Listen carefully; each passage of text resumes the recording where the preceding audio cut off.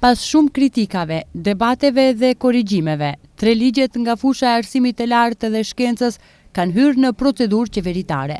Bëhet fjalë për projekt ligjin për arsimin e lartë, ligjin për sigurimin e cilësisë në arsimin e lartë dhe shkencë, si dhe ligjin për veprimtarinë kërkimore shkencore.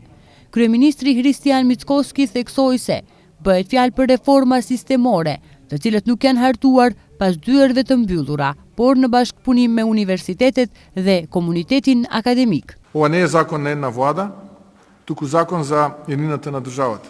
Закон кој треба да донесе квалитет, стабилност и перспектива. Ky nuk është ligj i një qeverie, por ligj për të ardhmen e vendit. Për mua është veçanërisht e rëndësishme që ligji i ri krijon kushte që të rinjtë të qëndrojnë këtu, të ndërtojnë rrugën e tyre profesionale dhe jetësore në vendin e tyre. Po ashtu po vendosim një model të ri financimi për institucionet e arsimit të lartë. Një pjesë e mjeteve do të orientohet drejt zhvillimit, ndërsa një pjesë tjetër do të varet nga rezultatet. Do të investojmë, por do të kërkojmë edhe llogaridhënie.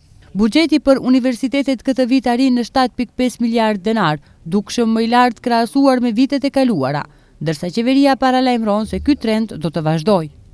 Përfaqësuesit e studentëve të pranishëm në takim theksuan se duhet pasur kujdes në mënyrën se si investohen mjetet, pasi disa universitete përballen me sfida serioze. Studentët nuk mund të ndjekin mësimin për shkak të mungesës së ngrohjes. Mungojnë kushtet për praktik, ndërsa një pjesë e konvikteve studentore janë në gjendje të rëndë dhe nuk ofrojnë kushte minimale për jetesë. Edhe pse ndryshimet kaluan filtrin qeveritar, projekt ligji për arsimin e lartë ishte objekti kritikave të shumta, si nga opozita, ashtu edhe nga një pjesë e opinionit akademik.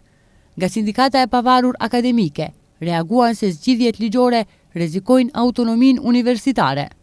Projekt ligji që synon të zëvendësojë ligjin aktual të vitit 2018 parashikon dhe kritere më të repta për zgjedhjen në titull akademik.